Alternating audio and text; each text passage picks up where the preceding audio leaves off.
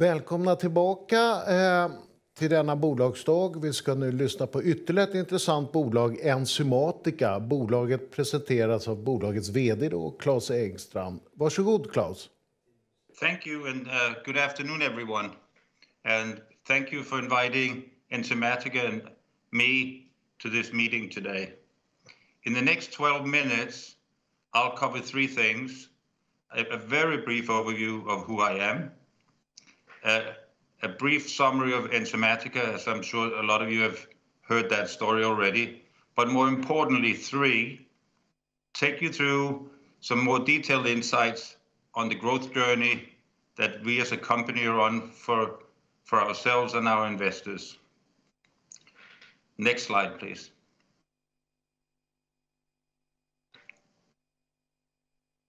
Some of you may be wondering why the presentation today is in English. It's rather simple, really. One, this is to signal that we are moving away from being a mostly Swedish-based company to an internationally focused growth company. Two, it'll be a much better presentation as I've lived in the US and the UK since 1989, where I worked in the companies that you see on the page below in international management roles and leadership roles. Och tre, min svenska är begränsad då jag bara lärt mig svenska när jag gick från 5:an till 9:an i svenska skolan i Norrköping och i London. Och sen har jag såklart lärt mig mer och mer när jag jobbat med mina Enzymatica-kollegor. Där började i juni 2017. So let me spend some more time on my observations at Enzymatica since 2017 and what makes me so proud of having worked there for as long as I have, but more importantly, being very honored to be offered the opportunity as CEO. I met Fredrik Lindberg in April of 2017, where he introduced me to this cool little product called Enzymatic that just launched in the UK. And Fredrik at that point in time asked me to join him as a consultant to help him and the company drive a broader international agenda. And as we go through the presentation, you will hopefully join me in understanding why the product is so exciting and why the company has a great growth future. Next slide, please. So, in short, this is basically a Scandinavian company on two sites, one based in Lund and our R&D and manufacturing site in Iceland. We actually offer something very unique in that we offer a barrier platform with active enzyme in it, which is unique in the marketplace. And as you know, it's a mouth spray for the protection, treatment, and alleviation of common cold. Next slide, please.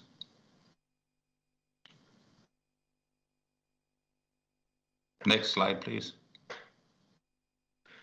So Enzyme in 60 seconds can actually be, oh, we skipped the slide. Sorry. Enzyme in 60 seconds could actually be told in 15 seconds. We're the only product in the market that contains an enzyme for deep sea cod that deactivates the viruses and prevents them from attaching to pharyngeal cells. The other thing that we've found is that the whole mode of action through a mouth spray is very appealing to consumers in that they better understand that the product works by trapping, deactivating, and removing the viruses and thereby protecting the oral mucosa. Next slide, please. Now, one of the reasons that I joined the company when I did was that Fredrik was a very good salesman and probably still is, in that he gave me some samples, and hopefully there's some samples in the room today, because once you try the product, you realize that it works.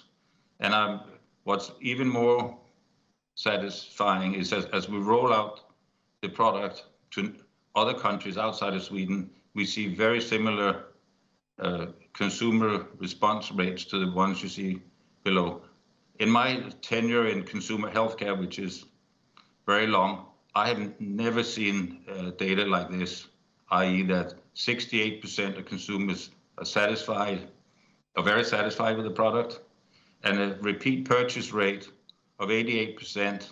I've only seen once in my lifetime, and that was for Imodium. And for those of you who don't know what Imodium is, it's a product for antidiarrheal. Take one dose and it stops.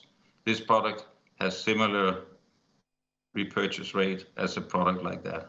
So it's a great product. And as we all know, all great companies start with products that consumers want and love. Next slide, please.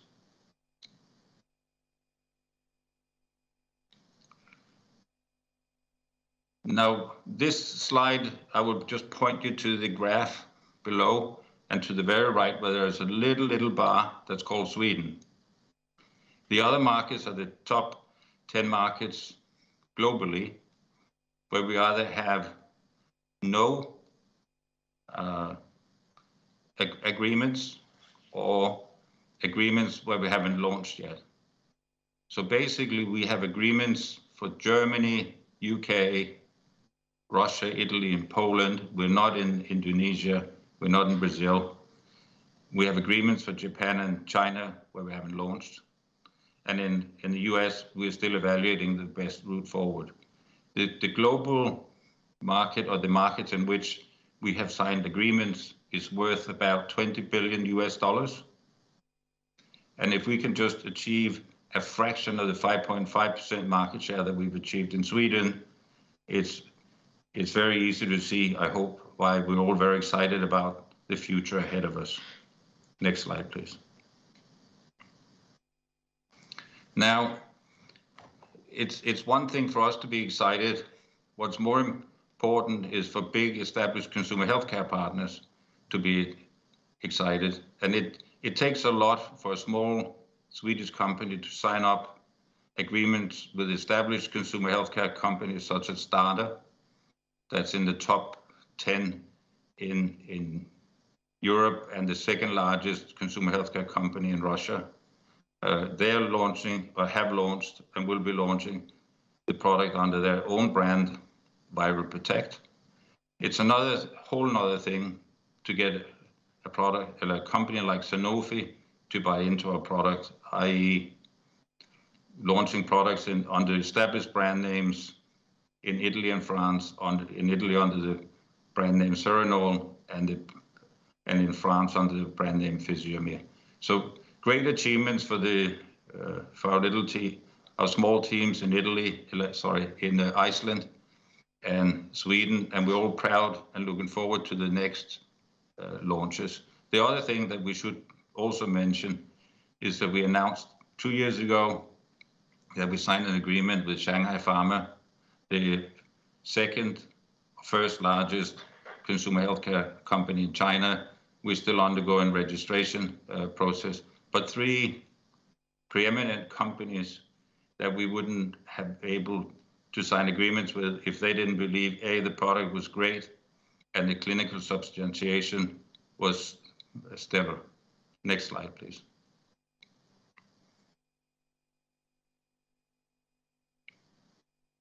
So at the end of 2020, we only saw one way, and that was up, as you will see from this slide. We had signed agreements and sales were taking off.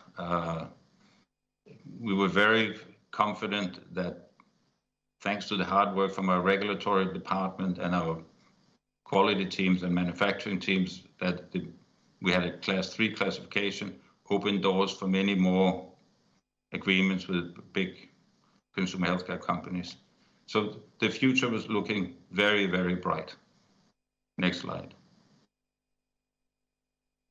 Then COVID happened. And COVID was great for some companies, such as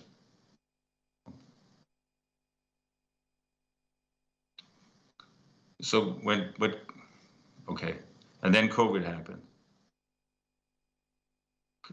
COVID was great for such companies such as Zoom, Microsoft Teams, and Amazon. As our way of living changed, it was less well suited for industries such as the hotel industry, airline industry, and any companies that were involved in the cough and cold markets. Next slide, please.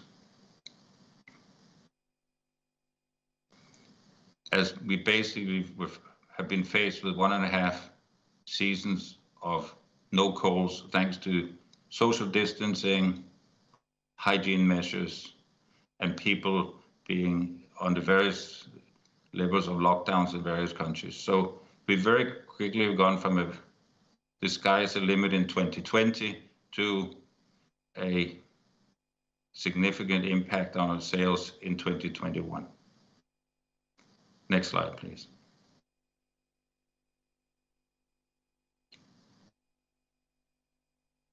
That you will have seen in the financials that we released as of at the end of Q3. I won't really dwell on the results now, but rather focus on what lies ahead and why we remain so confident about the future. Next slide, please.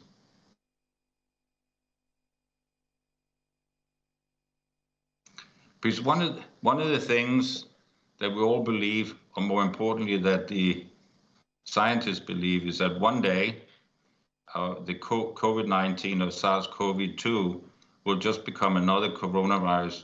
So instead of having 4 today, we'll have 5, and therefore we believe over time we will actually have an expanded cough and cold market. Next slide, please.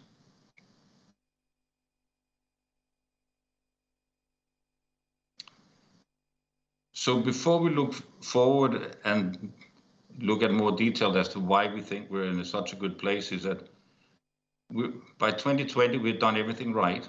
The dark blue colors on the map shows where we've already launched. The light blue colors on the map shows markets where we've signed agreements where we'll be launching in 2021, 2022.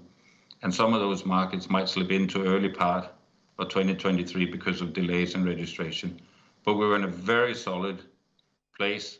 That hasn't changed. And we're already seeing now that the cold season is back in markets all over Europe. Next slide, please.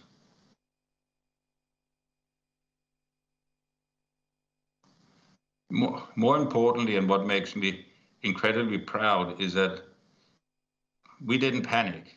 We stuck to our plan, and during 2021, we've gotten patents granted in the US, China, and Japan. We've continued to strengthen the organization for future growth, increasing the employee base from 18 to 24. We've extended the management team and capabilities. Importantly, we've scaled up the production facilities in Iceland for 2 reasons: future demand and to make sure that we are ready for MDR in 2024. And we put together a comprehensive strategic plan and some ambitious, we put together, the board have agreed some very ambitious, we think are very ambitious financial targets, but are imminently achievable. What I would like to at this point in time is to thank the teams in Lund and in Iceland to sticking with it, because it was not, 2021 has not been an easy year, as you can understand. More importantly, also like to thank our major shareholders for the continued commitment and support. Next slide, please.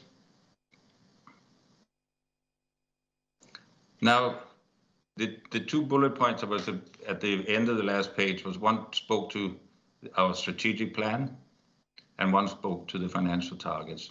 Now, our strategic plan is not really that different than it's been since the day I started, all about increasing market share in existing markets. The good news now, 4 years on, is that our existing markets is more than just Sweden, and we'll continue to build market shares in the markets we're in. But more importantly, as you've seen on the other slides, is we signed up a much larger partner base in terms of markets that we still haven't launched in. You will have hopefully noticed that we have agreements in more than 60 markets, only launched in 30. and our product platform, our barrier platform, is well set up for future new product development. Next slide, please. On top of that, we do see a silver lining in the impact of the COVID pandemic, in that people are imminently more aware of viruses and protecting themselves from viruses today, as showing cold and flu symptoms is no longer socially acceptable, and we all want to avoid being put into isolation again. Next slide, please. So as we speak to the financial targets, from where we are today, revenues of 600 million by 2026 and an EBIT margin of 28% or more may seem ambitious. We think it's ambitious, but we think it's very realistic for a couple of reasons. One, we do see the market recovering, and we strongly believe that the market will be back to normal or better in 2022. We are going to expand into new markets with established strong partners. We still haven't launched in China. We still haven't launched in Japan. We still haven't launched in the US. And we will be working, and we are working on new products that will roll out when the time is right. More importantly, we should just remember that every great company starts with a great product, and we have a great product that we know that consumers want to try. 55% of people want to try it, and once they've tried it, 88% will repeat within 12 months. So when you add it all up, ambitious, yes. Realistic, yes. And just watch us as we move forward. Thank you very much.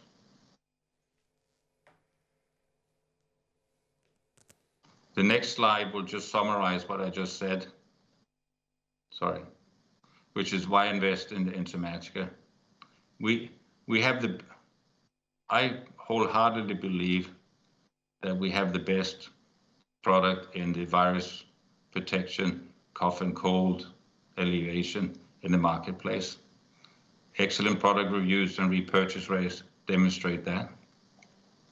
We've launched them, or have planned launches in markets of more than $20 billion. As I mentioned several times during the presentation, the pandemic has increased consumer focus on protection against cold, flu, and other viruses. And more importantly, we have a very scalable business model. Our partners that we saw before, STADA, Sanofi, and Shanghai Pharma, have very strong financial muscle in their markets as they launch our products under their brand name, and they are responsible for the financial commitments to distribution, sales, and marketing. So net, a very scalable business model.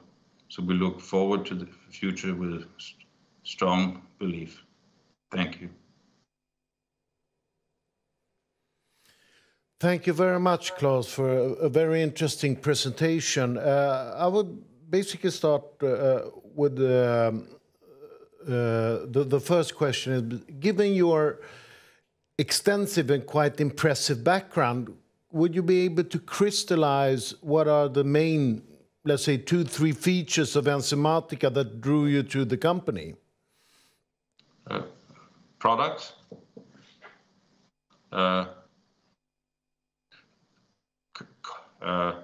cultural fit.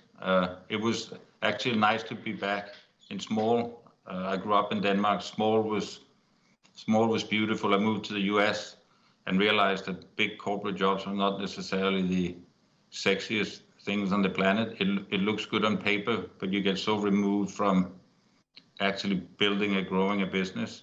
And I just saw something here that had unique features that I hadn't seen before in terms of consumer delight. Once I've tried it, I want to try it again and again and again.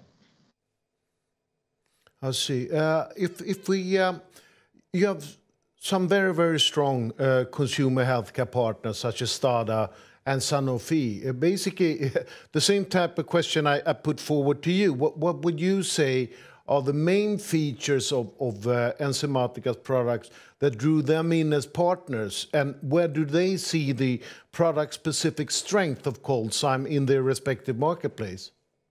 Yeah, so let me speak to Stada and Sanofi. We started with Stada Germany very early on as an MDD class 1 product. That, in some ways, that was fortuitous in that we had a mutual benefit from launching the product in Germany. The real interest came thanks to the hard work that I mentioned before from regulatory, other parts of the company to make sure we got classified as a medical device class 3, because that basically underpins claims, regulatory substantiation, and everything else. What we have to remember is Stada's name and Sanofi's name go on the boxes of the products they sell. So unless they believe that we have real strong regulatory and claim support, they would not be buying into the product. So all the fundamentals are in place. I'm then also happy to report that when Sanofi in Italy launched Serenol, before the pandemic came back and said, this is the most successful launch ever. We cannot believe the consumer satisfaction scores we're seeing, and the product has taken off really, really well. So there's a belief in the product based on the regulatory package, the claim support, and the fact that doing their own consumer research, they can see what we've seen in Sweden, that once consumers have tried the product, they will buy it again, because it does make a difference to people's lives. I see. Also, give us some flavor. I mean, the Chinese market is, for obvious reasons, huge, and you entered into the Chinese marketplace. Could you give us some flavor on the market dynamics, and where basically do you see your products moving from here on the Chinese marketplace? Yeah, if China is an interesting market to study because it's changed quite dramatically and quite dramatically in our favor. So when we signed the agreement with Shanghai Pharma, as big as the company was, they were actually much bigger in pharmaceuticals. So they're basically the importer of products from Pfizer, Sanofi, and everything else. The Chinese market is now moving to lowest price pharmaceuticals and driving companies and consumers to buy more products as self-care. So as that market has changed, Shanghai's pharma's interests have become even bigger, and now it's just a matter of how we get the product registered and how we get on the market as quickly as possible. But a big market that, of course, little Enzymatic could never dream, or any other companies, bar the very big ones, of ever entering without a strong Chinese partner. We have a very strong Chinese partner that's very committed, that want to launch the product. Perfect. Let's take some question from the internet. Here is, what is Enzymatica's main competitive advantage, or ColdZyme's main competitive advantage? The fact that it's a throat spray. Most of the competitors today are carrageen-based products that are horrible as a throat spray. So they're all nasal sprays. So there's a very strong, unique selling point in the fact that we're a throat spray. And people can correlate the fact of spraying something in the throat when they feel the first signs of a cold, which is, for most people, a sore throat. So that connects very well. And then the fact that word of mouth, and the fact that the pharmacists sampling, pharmacists love the product, pharmacists will recommend the product, not just in Sweden, also in Italy, also in Germany and other places. And And at the end of the day, the key competitive advantage when you step back is that the product actually works and people feel that it works. And very few products in the cold and flu segment can speak to that. Okay, thank you very much, Claus, for a very interesting presentation. And we look forward to hear more about Enzymatica in the near future. And Thank you. I apologize not being there in person. Having done this like this, I can see it would have been much better if I could have been there, but unfortunately I couldn't. So maybe next time. So thanks for having me. Looking forward to a future collaboration. Thank you. Okay, thank you. Bye. Thank you. Bye-bye.